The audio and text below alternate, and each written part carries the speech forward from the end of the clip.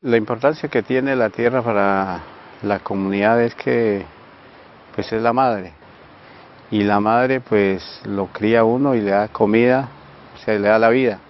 ¿Cómo entender a un ser humano sin el oxígeno que producen los bosques, las montañas? ¿Cómo entender a un ser humano sin el agua que debemos consumir, la energía que nosotros necesitamos? Dijéramos, es el ser más fundamental en la vida del ser humano, y toda la mitología y la cosmovisión está ligada al lado de la Madre Tierra. La Madre Tierra tiene una relación vinculada en lo que llamamos como pueblos originarios la red de la vida. Y la red de la vida es una conexión, es una alianza entre las diferentes comunidades que existimos. Y no solo hablamos de comunidades humanas, sino hablamos de los animales, de las plantas, de los árboles, de las montañas, de la comunidad de peces. Jamás se puede entender la existencia del ser humano como persona individual, ni mucho menos un pueblo o una cultura, una civilización sin su determinado territorio. Y cuando hablamos de territorio, hablamos de no solo un espacio físico, ni solo algo que tenga una dimensión de kilómetros cuadrados o algo así. Cuando hablamos de territorio, estamos hablando de historia, estamos hablando de cultura, estamos hablando también de comunidad, de pueblos, de coexistencias, de biodiversidad. En el Consejo de Pueblos Quichés tenemos el accionar en reivindicar luchas como pueblo, la defensa del territorio, el que podamos tener una vida digna en nuestro territorio, y nosotras dijimos, no defendemos la madre tierra porque nos pertenezca, sino más bien es un ser, y que ese ser tiene vida, y todo lo que tiene vida tiene derechos. La tierra tiene derecho por ser un ser vivo, y si es un ser vivo que hace parte de la vida de los seres humanos, lógicamente que tiene derechos para que podamos preservar y conservar para las futuras generaciones.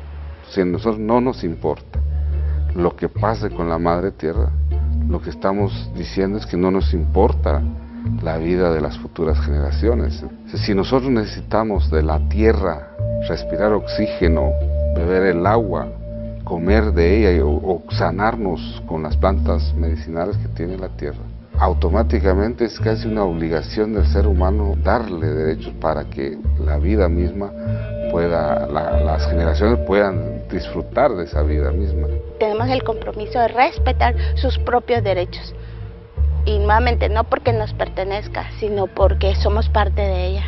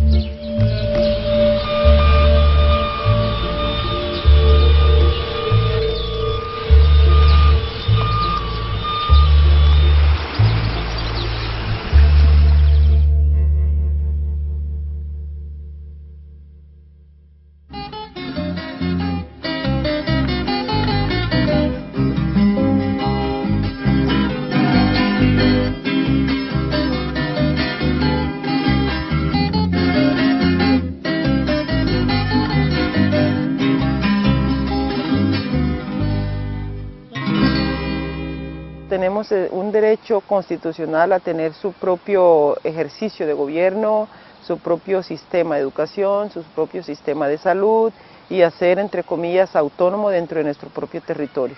Hoy esa autonomía, esa manera de vivir está limitada y está amenazada por la presencia de multinacionales. La presencia nuevamente de empresas transnacionales o multinacionales representa para los pueblos una forma violenta del capitalismo, de cómo opera el capitalismo. Es una forma de llegar como se llegó también en la época de la colonización. La presencia de multinacionales es un asunto que se vuelve a repetir, esa invasión, ese arrasamiento de culturas, comunidades y pueblos enteros. Al inicio fue un despojo territorial y un exterminio físico y cultural de los pueblos. Hoy seguimos siendo sometidos a ese mismo exterminio.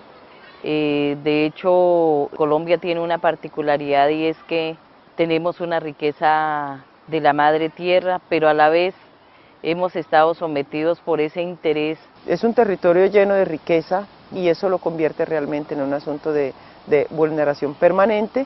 Yo miro a la gente cuando ve, por ejemplo, un anillo de oro o algo de oro, así que se le mira en los ojos la codicia.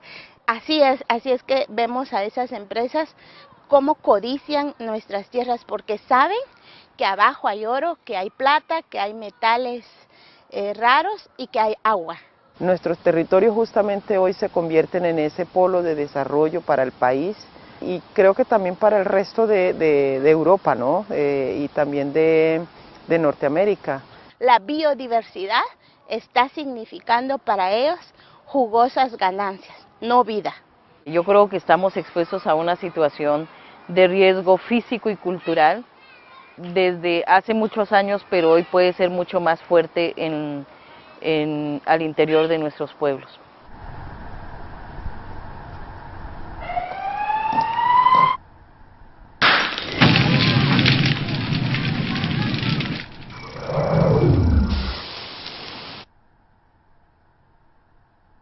Mira, lo primero es que, digamos, tanto el gobierno en esos acuerdos, los acuerdos bilaterales que hacen nuestros gobiernos, plantea situaciones con la posibilidad de callar al pueblo.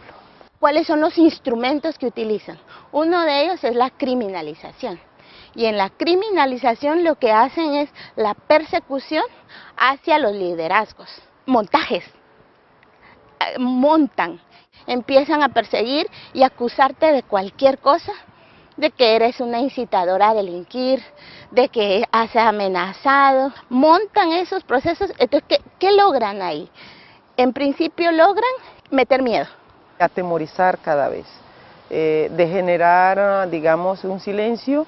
Allanan una casa, matan a compañeros y compañeras, difaman, amenazas a mujeres, acosos sexuales. De tal manera que es una permanente que hayan víctimas, asesinados, hayan persecuciones, señalamiento, estigmatización, discriminación, todas las formas de violación de derechos humanos y del derecho internacional humanitario.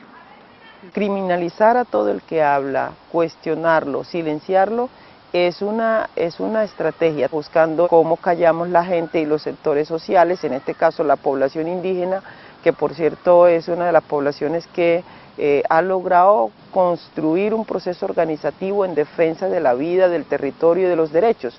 Y en ese marco se ha hecho movilizaciones para que el gobierno escuche que nosotros estamos cansados de la guerra, de la violación de los derechos fundamentales al territorio, a la vida. Tú le puedes estar hablando y a ellos no les interesa escuchar para nada a los pueblos originarios. Tratados de libre comercio y transnacionales. Es un tema que el gobierno ha dicho, ese tema no lo hablamos. Simplemente no lo hablamos porque yo no voy a ceder con mi política y ustedes tampoco ceden en su posición política en la defensa territorial. Creo que es una cuestión sumamente importante que hoy tenemos que reflexionar de qué planeta queremos y cómo queremos la vida misma en el futuro, porque se habla de que nos estamos enfrentando a unos tiempos en donde hay dos caminos, o el camino de la vida o el camino de la muerte. El camino de la vida será mantenernos en equilibrio con la naturaleza, respetarla, darle derechos, cuidarla, protegerla, defenderla, resistir en ella en contra de seres humanos mismos que están en empresas y que van y que no les interesa la vida. No nos ven. El gran problema es que no nos estamos entendiendo porque su modelo es basado en el capital y nuestro modelo es basado en la vida. Las empresas no lo entienden, el capital, los grandes millonarios del mundo no lo entienden, y lo que están llevando es a una destrucción. No hay negociación, no hay diálogo, hay distancias y las concesiones mineras avanzan. El ámbito del legislativo de Colombia, se están sacando otras leyes para empezar a desdibujar la constitución política y empiece a dar vía a ese acceso a las multinacionales. Las empresas nunca van a comprender de que el mismo oro, la plata, el zinc, el níquel, el petróleo, tienen también una función de equilibrio con la tierra. Entonces lo están extrayendo de una forma tan criminal que lo que están haciendo es terminar con las fuentes de vida. Entonces estamos en unos tiempos de que, como bien se dice, ¿verdad? Resistir para vivir o resistir para avanzar o lo que va a haber es muerte.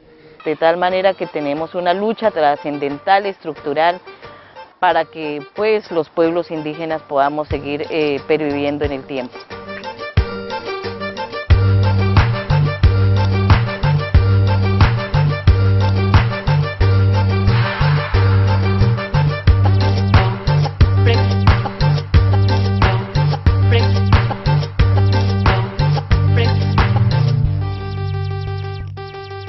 Los pueblos somos muy creativos y tenemos mucha inspiración.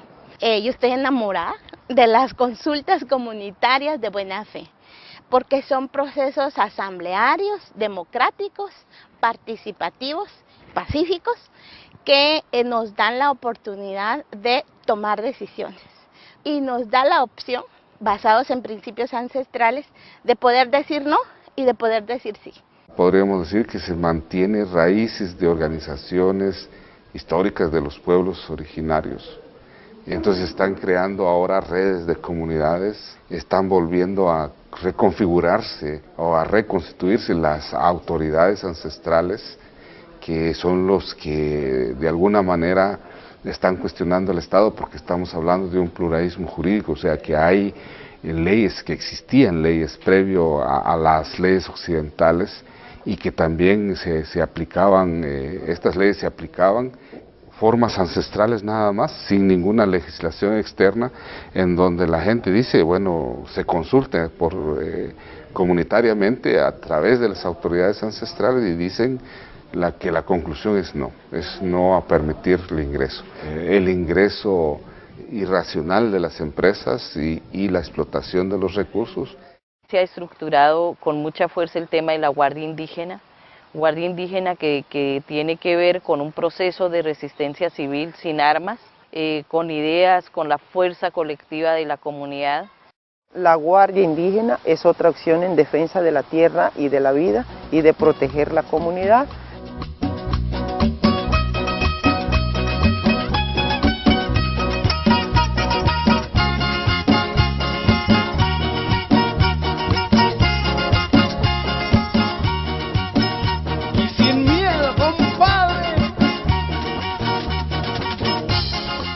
Que eso hace que contrarrestar la presencia de las multinacionales ya en la práctica del territorio, pues no se deje permear esa multinacional ahí. Va adelante, compañeros, dispuestos a resistir. Va adelante, compañeros, dispuestos a resistir. Defender nuestros derechos, así nos toque morir. Defender nuestros derechos, así nos toque morir. ¡Guardia! ¡Fuerza! ¡Guardia! ¡Fuerza! ¡Guardia! ¡Fuerza!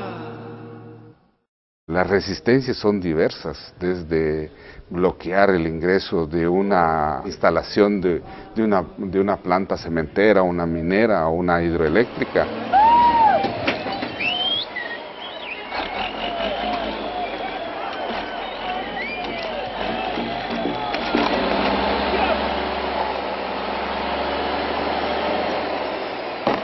Hasta marchas, movilizaciones. Las tierras de Guatemala, entiéndalo, no se venden, pues mis bosques y montañas no los puedo regalar. Entiéndelo, entiéndelo, Guatemala no se vende. Entiéndelo, entiéndelo, Guatemala no se vende.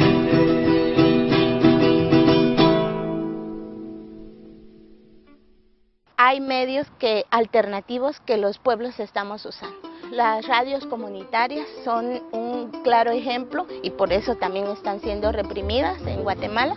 Un ejemplo de que es posible acciones de otras alternativas.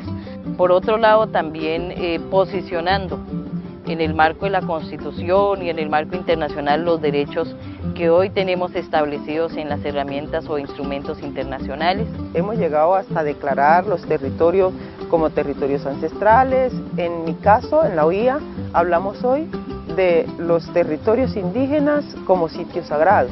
Y hemos dicho que los territorios indígenas son el patrimonio en vera para el mundo, no para los indígenas nomás. Es allí donde está el oxígeno y la vida de todos, incluyendo la de los europeos y la de los norteamericanos.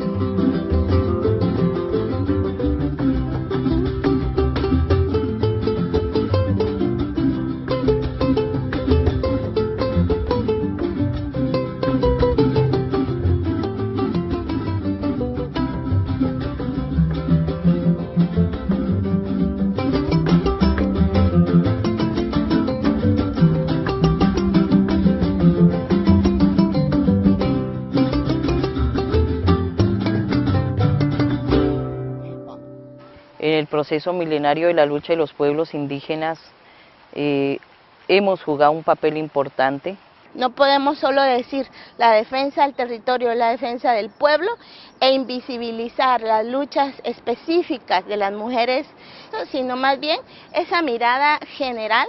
El crecimiento de la mujer en todas las dimensiones, digamos como dirigente, pero también como educadora o promotora o en cualquiera de los distintos campos es bastante lento.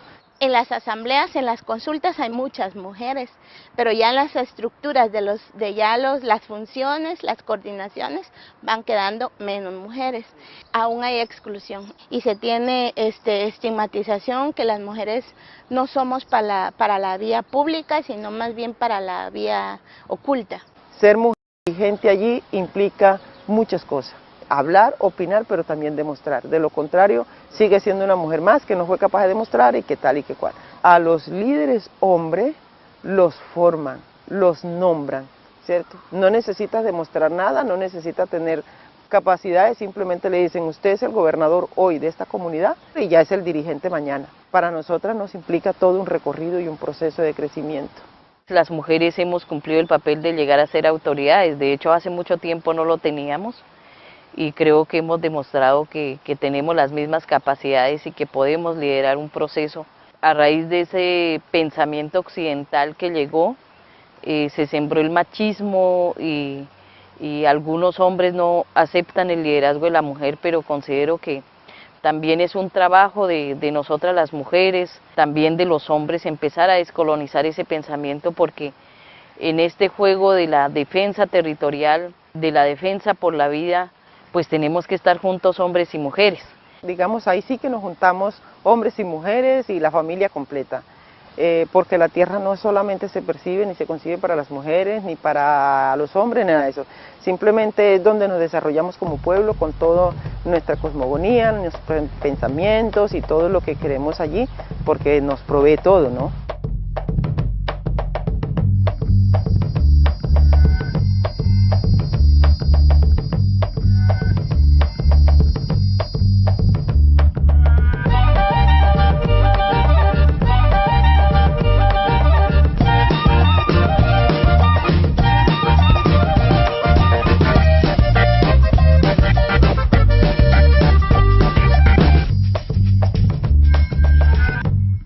papel de nosotras las mujeres no es más importante que el de los hombres, ni menos importante, sino es importante.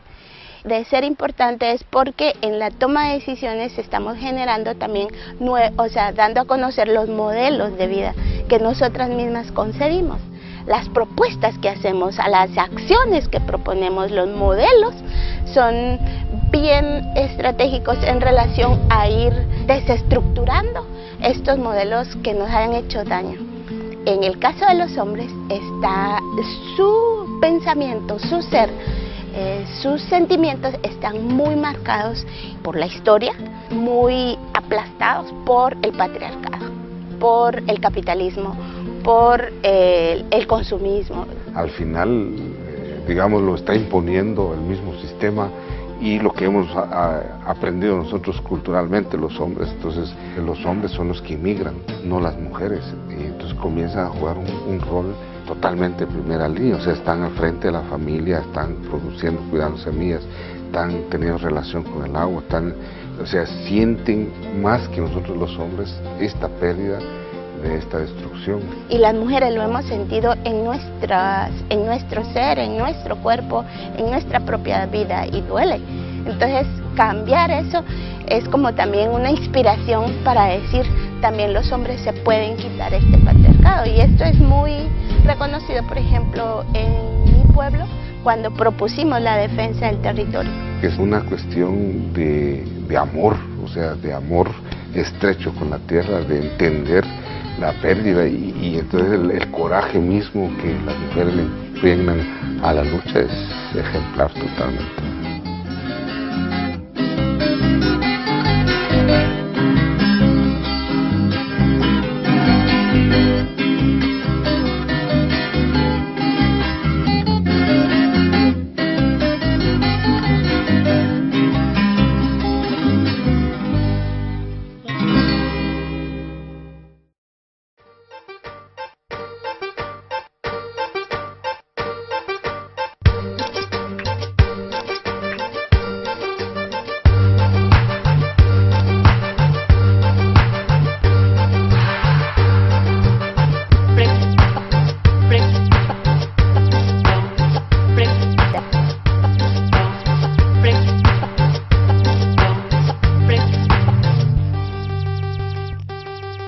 Bueno, en el caso de Bolivia solo se ha visto una educación que no mostraba una historia, que no mostraba una identidad, una cultura. Entonces, más al contrario, que podías ver solamente una sola historia, que era la historia de la República, o de los grandes vencedores, o de los que solamente han hecho la historia. En cuanto al modelo educativo que propone el Estado colombiano, es un modelo bastante individualista, digámoslo así, ¿cierto? Porque está más pensado en la formación para un nivel educativo hacia afuera, más no está pensado en una formación integral que realmente respete toda esta diversidad cultural que hay en Colombia y en el Cauca.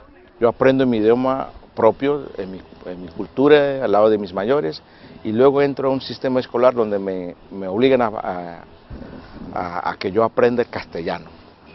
Ahí es donde encuentro ese choque, donde uno empieza como a recibir de alguna manera el problema de racismo. Porque uno llega a ese municipio o a ese lugar hablando muy mal castellano, y entonces uno se convierte en un objeto de burla, ¿verdad? Entonces empieza uno a recibir este trato de que tú eres salvaje, tú eres bruto, tú no entiendes nada, venís de una selva, entonces uno se va sintiendo avergonzado, ¿no?, de su cultura. Frente a eso se plantea una educación no solo vista desde un mismo ámbito, que sería la educación de la ciudad, o de que solamente mostrar el castellano como una sola lengua.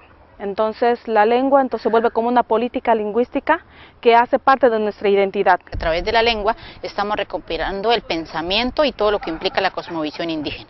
Revitalizar y fortalecer nuestra propia lengua significa como conservar la memoria histórica de nuestros pueblos, es decir, la historia de nuestros ancestros, porque ahí está toda la cosmovisión, la cosmogonía y todo lo que tiene que ver con la vida y el origen de cada pueblo.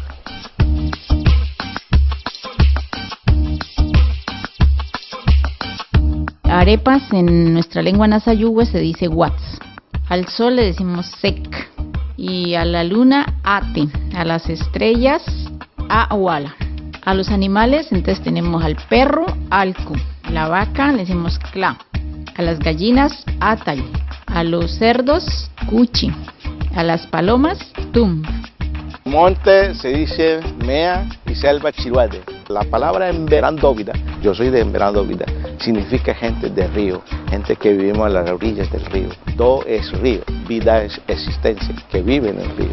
En quechua se dice yachacunapa, que no es educación, sino es aprender. Si decimos profesora, es yachache, pero si decimos el estudiante, yachachacuna. Madre tierra, decimos Pachamama, la gran madre.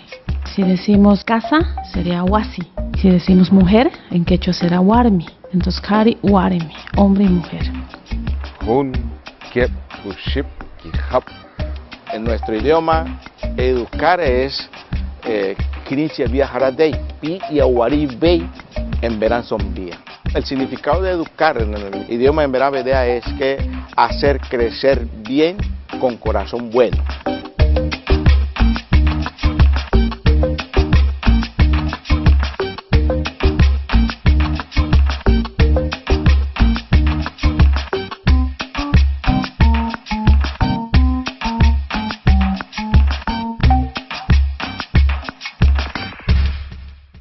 Entonces es importante una política lingüística y para ello se crean las universidades indígenas. Las universidades indígenas tienen un principal objetivo que es recuperar los conocimientos de la misma historia de los pueblos. Cada estudiante, hombre y mujer que se presenta a esta universidad indígena recupera la vida de organización de la comunidad. La minga, el espacio comunitario, trabajo comunitario, etcétera, etcétera, y otros escenarios que tienen que ver con la formación del pensamiento propio. Entonces se practica, se conoce, más que estudiar, se hace una relación directa con la comunidad. Entonces, en una universidad indígena donde vamos a tratar temas de bosque, entonces veremos cómo podemos trabajar el bosque desde el conocimiento de los pueblos indígenas, que no sea un conocimiento extractivista como nos muestra el capitalismo.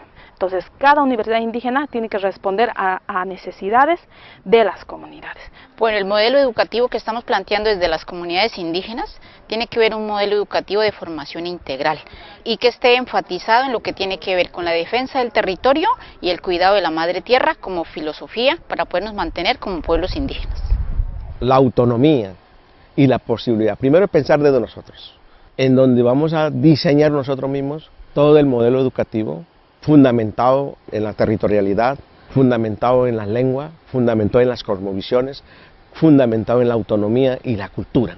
En ese sentido, para nosotros, la identidad sigue siendo como el eje fundamental que va amarrando todo el proceso de aprendizaje en esta nueva generación. No solamente desde el espacio escolar, sino también desde el espacio familiar, desde el fogón, como decimos nosotros, pero también en la comunidad, en los espacios comunitarios y en todos los distintos escenarios que tienen que ver con el proceso tanto formal y no formal.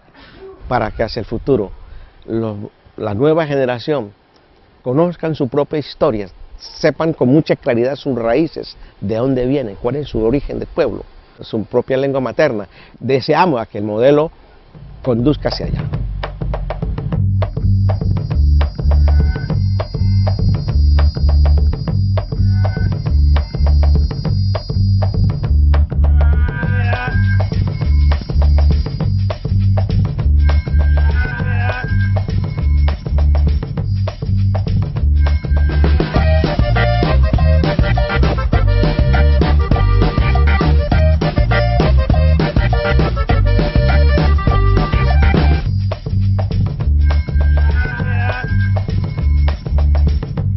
Sumas causay es el buen vivir en quechua.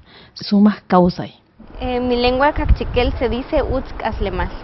Utz quiere decir bien y Caslemal es vida, entonces una relación de vida y bien. En principio pues es un sistema de vida, un sistema en donde toda la gente puede cooperar, en donde todos y todas pues nos vemos involucrados desde el más pequeño hasta el más grande. El modelo de vida del buen vivir, el Utz Caslemal, es relacionado con la cosmovisión de los pueblos originarios. Y esta cosmovisión está muy relacionada con la biodiversidad. Es una forma que plantea también no un desarrollo económico como regularmente pues se nos pinta, ¿verdad? Sino es más una armonía con las otras personas, con los otros elementos, con el cielo, la tierra.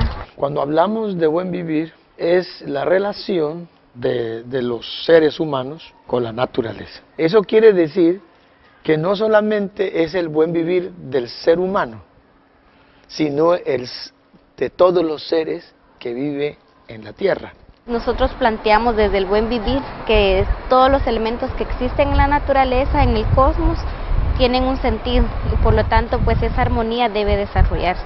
O sea que cuando la tierra está ahí, no es que está pensando solamente en el ser humano, está pensando en el gusano que abona la tierra, en los seres más chiquiticos de la tierra y los seres más grandes de la tierra. A partir de que nosotros pues realmente tengamos una armonía, pues lo demás, digamos las cuestiones económicas, sociales, políticas, socioculturales, pues se van desarrollando, ¿verdad? A partir de que todos y todas pues estemos bien. Si nosotros realmente entendiéramos esa relación, nosotros perfectamente podíamos copiar para vivir en relación con armonía con ella.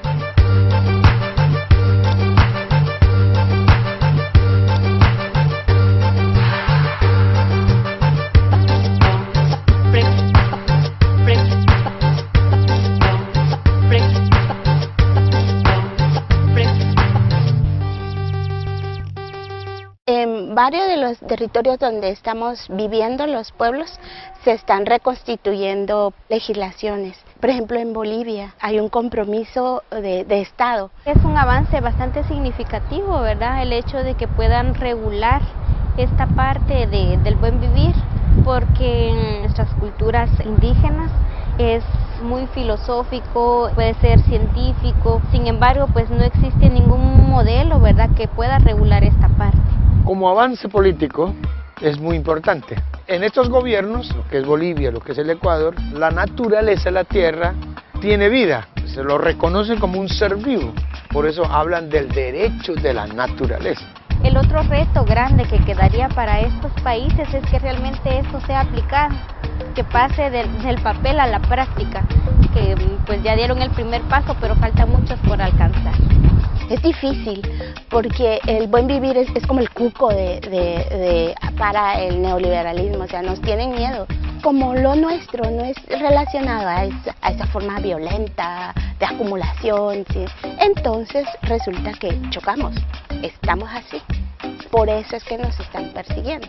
Estamos proponiendo un Estado plurinacional, en donde hay modelos de vida que se relacionan con un Estado, pero que tienen sus propias formas, su propia estructura, institucionalidad. Esa transformación jurídica constitucional que sea también como una enseñanza, un mensaje a todos los gobiernos de América, a todos los gobiernos del mundo, porque es la única forma de poder vivir en armonía y en paz.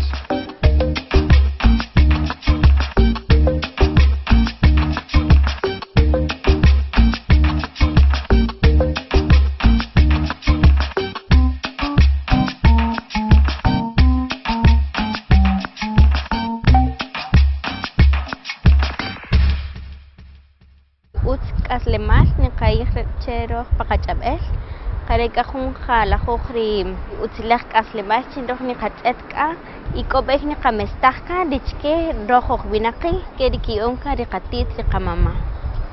He dicho de que el buen vivir pues es un sistema de vida y que es importante pues reconocerlo desde nuestra identidad y que también a veces pues nos olvidamos y vemos a otros países europeos o estadounidenses, ¿verdad?, con un modelo distinto de economía y nos olvidamos a veces de los consejos o de lo que nos han dejado los abuelos. Debería dar mucho énfasis al conocimiento local, darle importancia a los abuelos, a las abuelas, para que puedan contar toda esta experiencia que los pueblos originarios tenemos. Siempre nos dicen, esa gente quiere estar en la historia y siempre pensar en sus abuelos, pues ya murieron. Pero esos abuelos también están relacionados, son ancestros y ancestras que nos generan vitalidad y que nos han dicho que es la importancia de la bioconvivencia. Una vez fui a una conferencia con los niños de la ciudad y después de hablar tanto de la tierra, de la armonía, Una niña de 9 años me dijo, pero yo no entiendo esto porque yo vivo en 5º piso, rodeado de cemento. ¿Cómo yo puedo amar a la tierra en esas condiciones? La conclusión que llego con los niños es que cada segundo de nuestra existencia dependemos de ella. El agua que nos cae, la comida que comemos, o sea, todo lo que hay en nuestro cuerpo, en nuestro vivir diario, es de ella. Entonces, ¿cómo hacer esa conciencia? Yo creo que está en la educación. A veces vemos que en otros países, digamos, desarrollados como nos lo pintan, pues vemos que existe mucho individualismo. El sistema económico pues los ha invadido tanto que a veces pues dejan de pensar en la naturaleza, se pierde ese vínculo, ¿verdad?, con la madre tierra. ¿Saben de dónde viene la piña? Y la gente no sabe de dónde viene la piña. Les preguntaba, ¿saben la fruta de la temporada? Y no saben. Y muchas cosas que yo preguntaba no lo saben, porque aquí lo tienen todo sobre la mesa, lo tienen servido. Entonces es necesario retomar nuevamente esas prácticas, ¿verdad? Y creo que sí es necesario plantearlo nuevamente, porque de lo contrario pues vamos de mal en peor. No saben que lo que genera aquí alimento, allá genera muerte y destrucción. Lo que genera aquí dinero o energía, allá está generando desalojos, presos, asesinatos. Es bastante necesario que empecemos a retomar esas prácticas, ¿verdad? Del pensar en la otra persona, de pensar qué es lo que tenemos a nuestro alrededor. O sea, cómo los currículos deberían cambiarse. Debería ser la madre tierra el centro de la educación. Eso quiere decir que cambiaría todo un sistema de mirar, de escuchar. Las historias de los diferentes pueblos, los diferentes territorios, en algún momento histórico, en algún proceso histórico, han tenido mucha relación con la madre tierra, con el existir, con el ser, con la red de la vida. O sea que sí nos une conceptos muy importantes, simplemente que esta humanidad se le olvidó. Por eso me parece importante es darnos un paso atrás para seguir caminando. Y pues esa es la propuesta del modelo de vida que tenemos los pueblos, esa relación cósmica. Entonces yo creo que eso le toca a la humanidad, no solamente a los pueblos indígenas. ¿Por qué? Porque la tierra es de todos. Y el momento que la humanidad pueda entender que la tierra es mamá, yo creo que todo cambiaría.